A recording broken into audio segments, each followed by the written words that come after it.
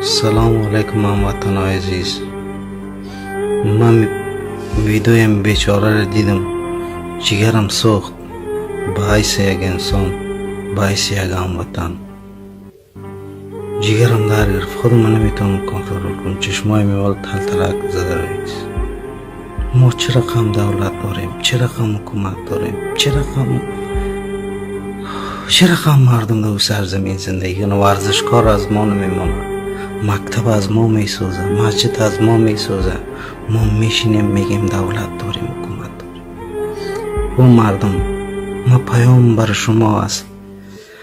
هر کسی که اینمی آدم دیده، هر کسی که اینمی آدم دیده ایره رقمی زدین، به این بیچارگی، به این بدبختی را گرفتین، در رودایش که چاقو زدین، در نافش کت مرمی زدین، خدا میدانه کت چی زدین. هر کسی که نمیره دیده باید بگویه به دولت اقدام کنه. این آدم هر کسی که هست باید بگیرش. حالی حکم ورزش میکنه، یک ورزشکار است. درسته که اگه پشتون است یا تاجیک است، هر کسی که است، اما ورزشکار رو سرزمین است.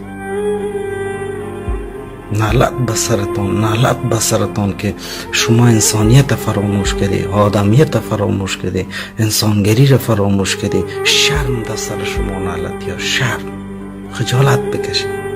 چی گناه داشتی بیچاره؟ چی گناه داشت؟ دعا کنی هموطن عزیز ورزشکار ما خوب شوه. باید ورزش ما را ما رشد بدیم. دو سرزمین خوب خدا هیچی برای ما نمود، هیچ. خدا حافظ هموطن.